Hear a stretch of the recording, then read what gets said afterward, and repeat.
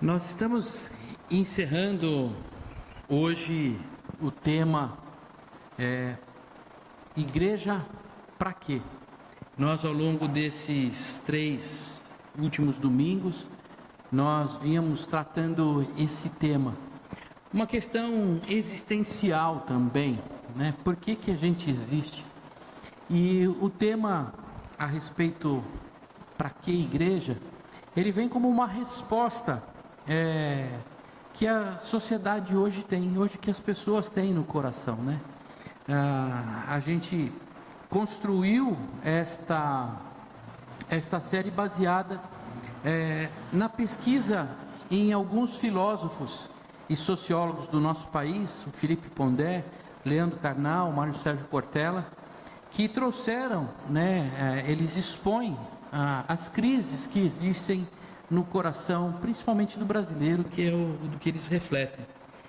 E nós olhamos como que a palavra de Deus nos responde a essas dúvidas, essas angústias que tem no nosso coração, essa inquietude que tem no coração humano.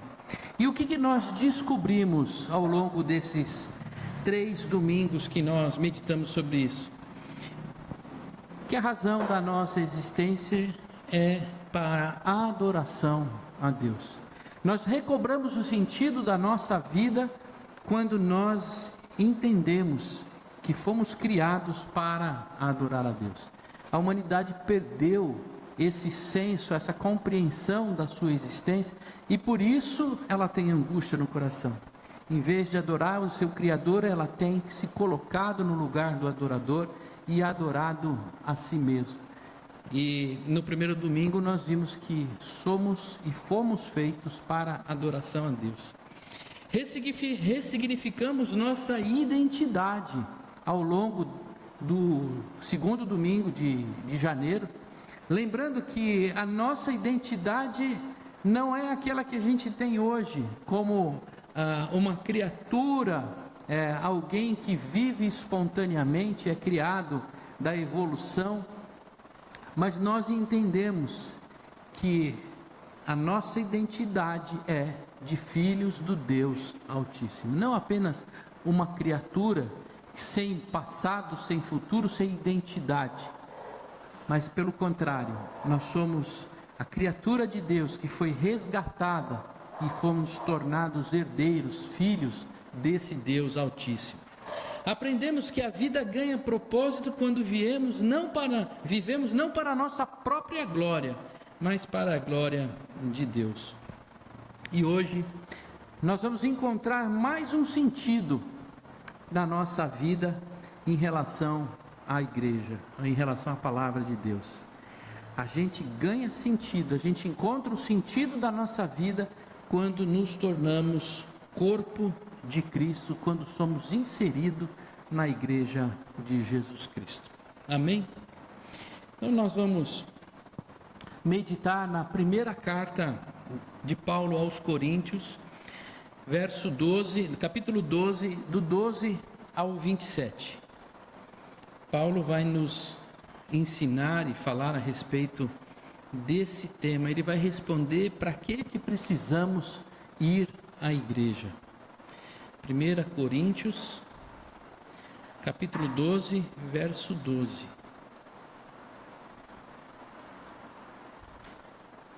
Primeira Coríntios 12, verso 12.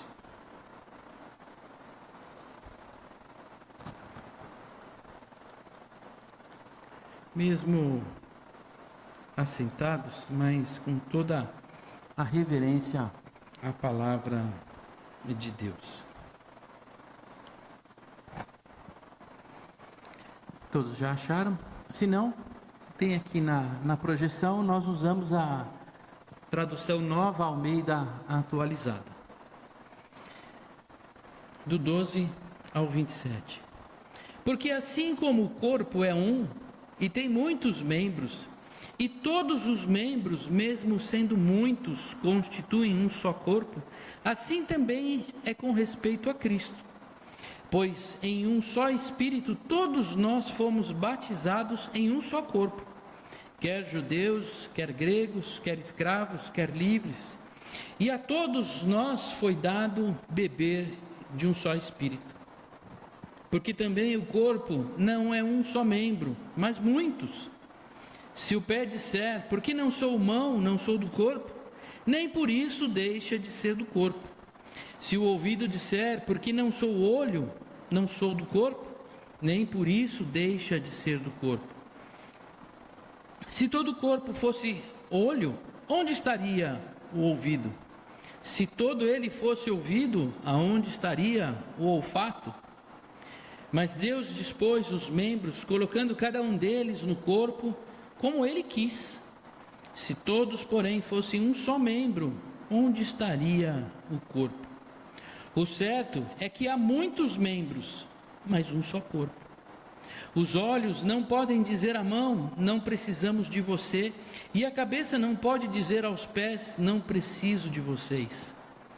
Pelo contrário, os membros do corpo que parecem ser mais fracos são necessários, e os que nos parecem menos dignos no corpo, a este damos muito maior honra.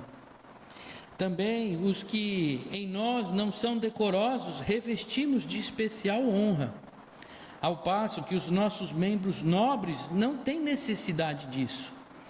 Contudo, Deus coordenou o corpo, concedendo muito mais honra àquilo que menos tinha, para que não haja divisão no corpo, mas para que os membros cooperem com igual cuidado em favor um dos outros. De maneira que se um membro sofre, todos sofrem com ele. E se um deles é honrado, todos os outros se alegram com eles. Ora, vocês são o corpo de Cristo e individualmente membro desse corpo. Amém. Pai querido, Deus eterno e amado, obrigado, Senhor, pela Tua palavra.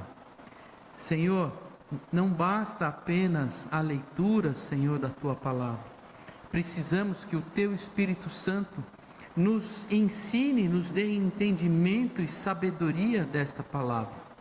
Por isso eu peço a Ti, Pai, que o Senhor, meu Pai, venha sobre a vida de cada um de nós, meu Pai, destapar nossos ouvidos, destapar os nossos olhos, para que tenhamos entendimento, Senhor, da Tua palavra, para que encontremos vida em nós. Assim oramos, Senhor, em nome de Jesus. Amém.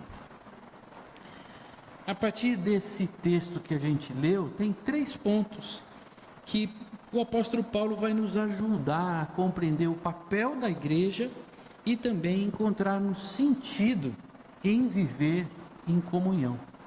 Isso é muito importante para a nossa caminhada. E a gente precisa sair daqui hoje. A minha oração é que Deus nos faça sair daqui hoje entendendo o quanto é importante nós vivermos em comunidade como igreja de Jesus Cristo. O primeiro ponto aqui, antes de entrar nesse ponto, eu lembro que antes da pandemia, e já faz alguns anos que ela passou, os relacionamentos eram mais próximos, as pessoas estavam mais próximas.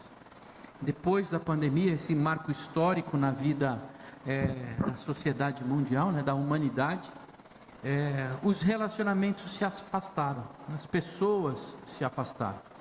Muitos trocaram o convívio de estar juntos, o relacionamento pessoal, físico presente, pelo relacionamento e pela estar via online, O online nos distanciou muito.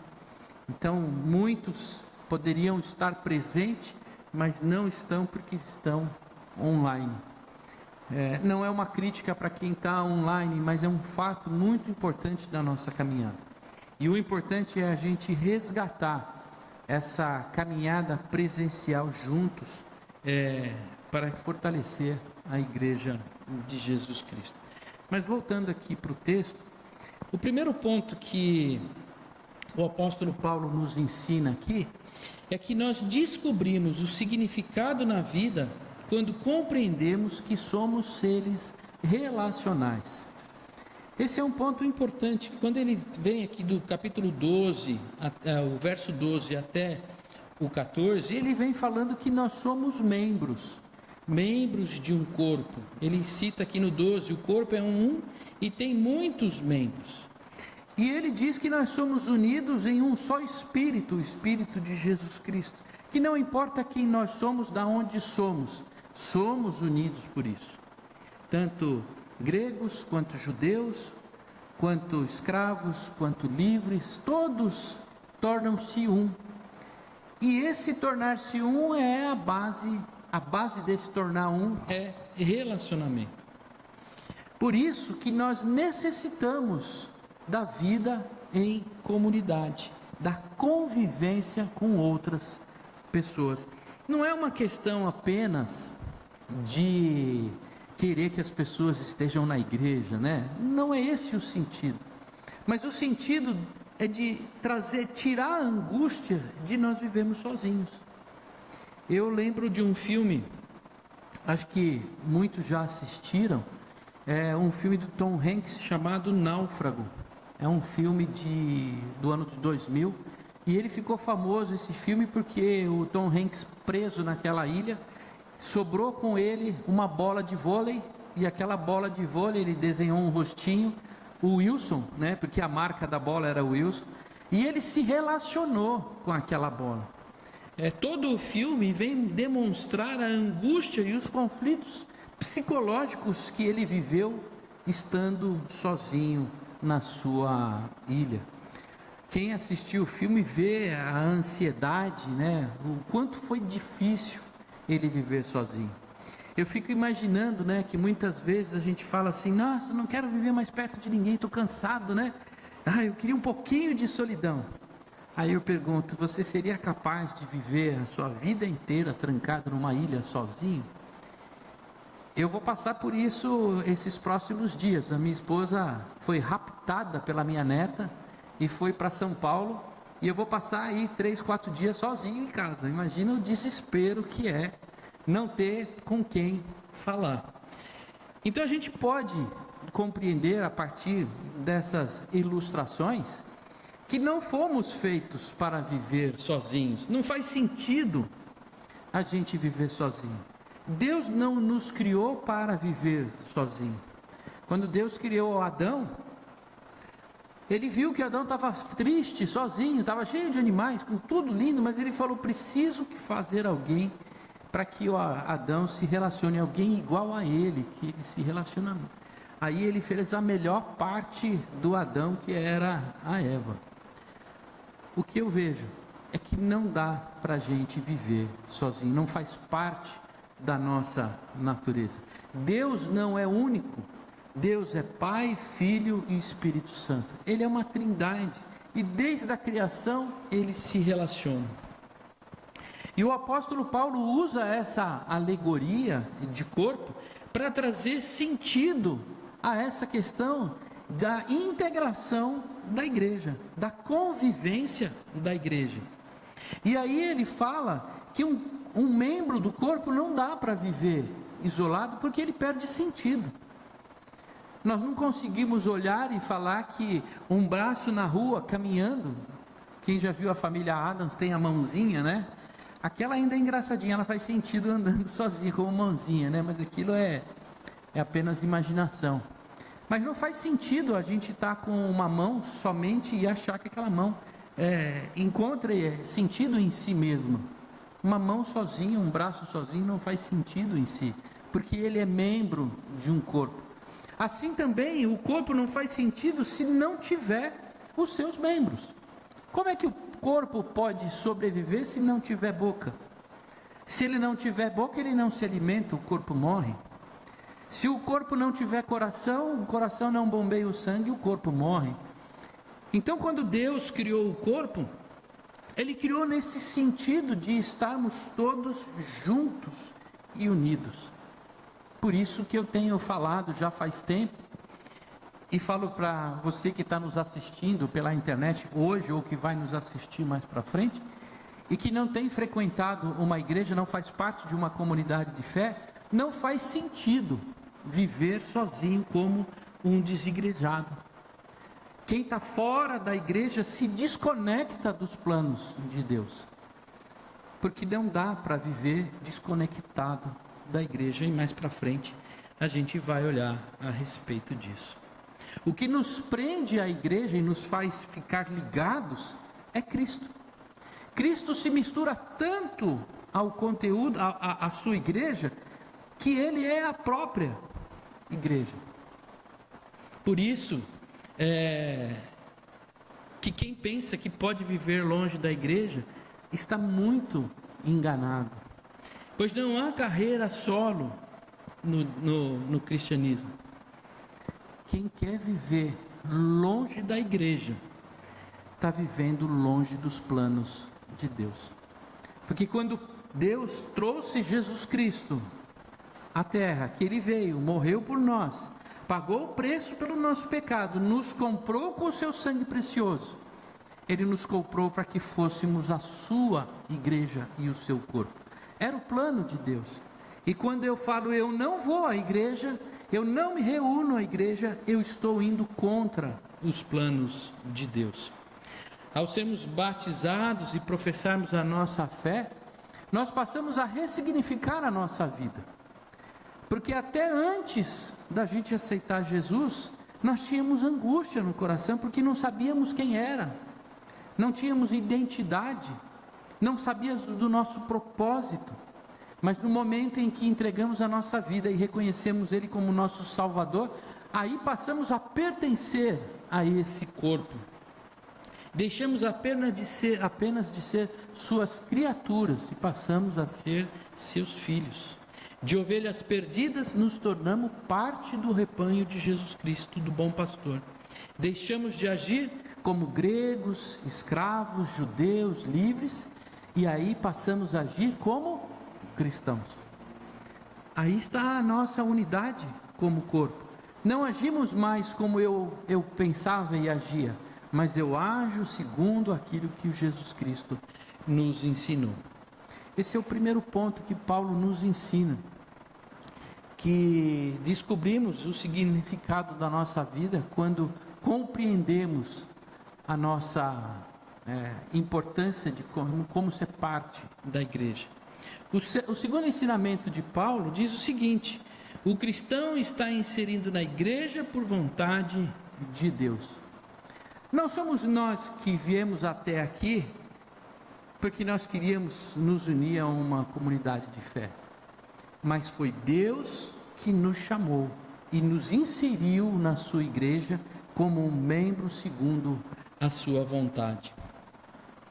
Nossa participação da igreja não é uma escolha pessoal, mas é a vontade soberana de Deus.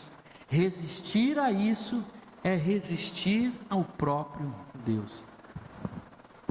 Às vezes a gente é orgulhoso e achar que a gente veio e a gente vai escolher aonde vai ficar, o que eu vou ser, qual o meu lugar no banco, aonde que eu faço, de quanto que eu dou de dízimo, o ministério que eu participo. Não somos nós, a vida não é a respeito de nós, mas é a respeito de Deus.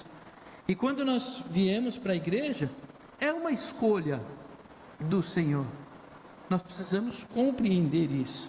E 3 pontos são necessários para que a gente possa, essenciais, para que a gente possa entender essa inserção nossa como corpo na igreja. Primeira coisa que a gente precisa é aceitar o nosso papel dentro da igreja, o papel que o Senhor atribuiu a cada um de nós. Assim como um braço não escolhe sua posição do corpo, também não cabe a nós questionarmos a função que Deus nos atribuiu. Deus deu o dom a cada um de nós. Se Deus me chamou para pregar a palavra, que eu vá. Agora, Ele chamou outras pessoas para a ação diaconal. Não foi o meu chamado. Chamou outros para o louvor. Chamou outros para o cuidado da igreja. Portanto, meus amados, nós precisamos aceitar esse papel e compreender que aquilo que Ele nos chamou é para o bem da igreja. O segundo, a gente precisa compreender que nós fazemos parte da igreja e isso é uma dependência mútua. Assim como a igreja depende de nós, nós dependemos da igreja. Todos os membros do corpo dependem uns dos outros. O nariz precisa do corpo para existir, mas é pelo nariz que o corpo respira. Essa interdependência não é acidental, mas faz parte do plano de Deus para manter o corpo unido. Pastor, mas a igreja não depende do membro. Depende. O nariz não depende do corpo para poder estar vivo? E o corpo não depende do nariz para respirar? Então há essa dependência mútua. Se eu parar e pensar, pastor não precisa do diácono. Ah, por que não precisa? Porque ele pode fazer sozinho. Mas se não tiver a diaconia para fazer a assistência social, para cuidar da organização da igreja, como o pastor vai fazer isso? Agora, o pastor precisa também do evangelista, porque se ele não for, o evangelista não for pregar o evangelho e trazer irmãos para pregar, o pastor vai pregar para quem?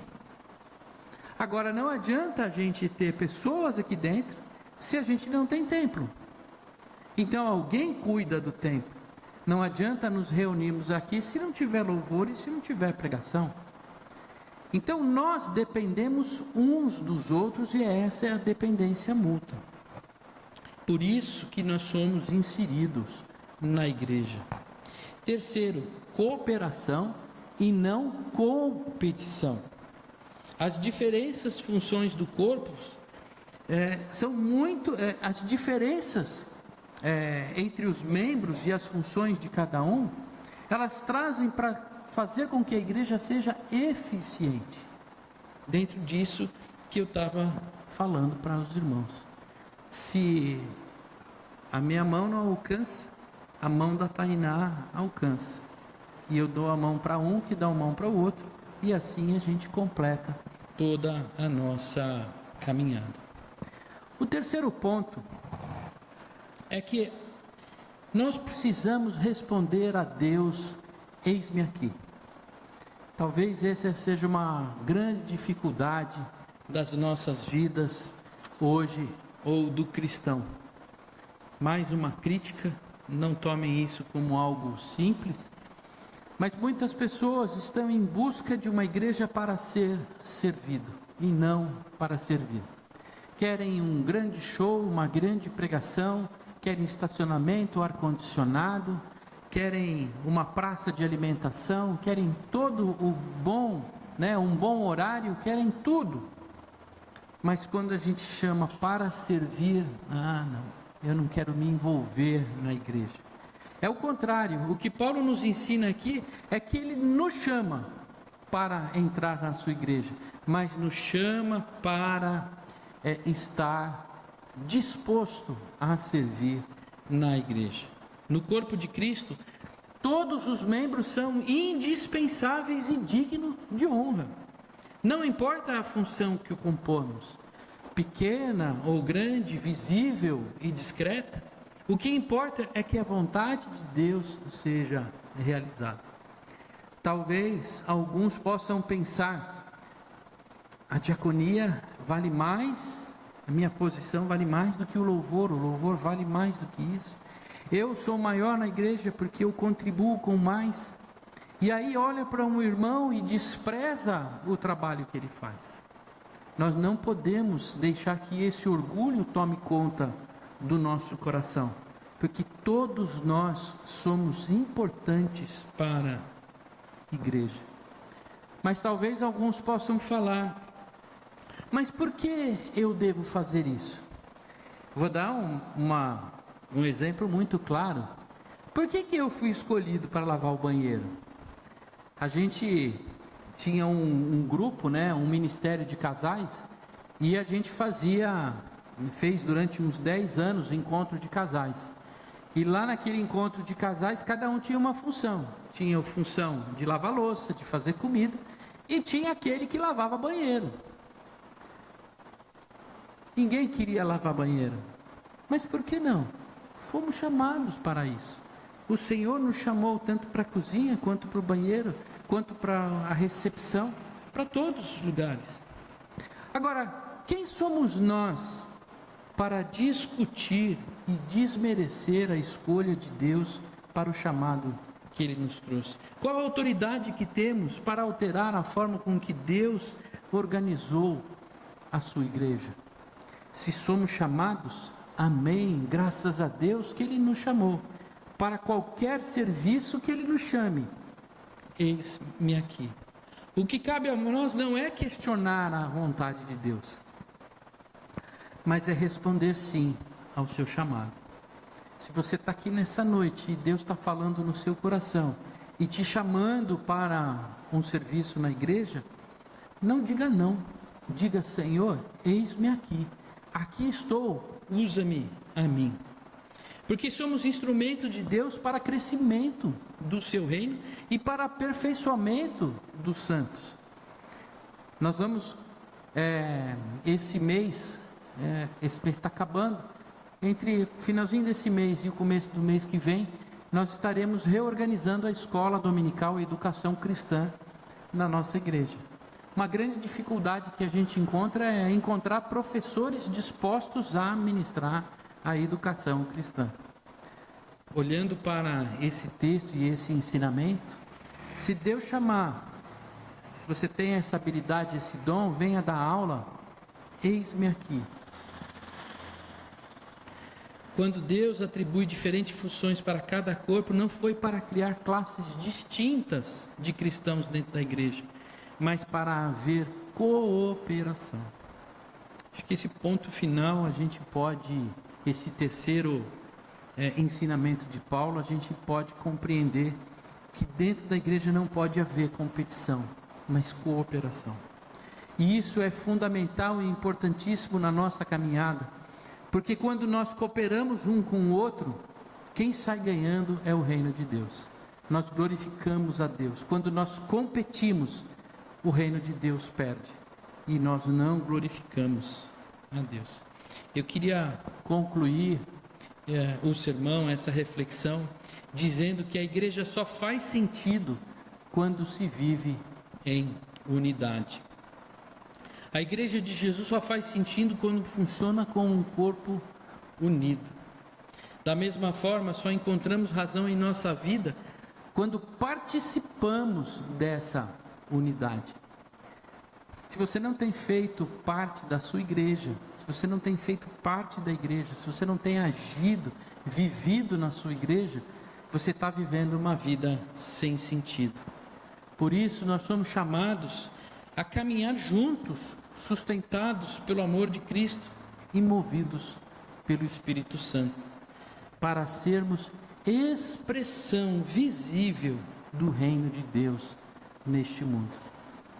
Não dá para expressar o reino de Deus fora da igreja.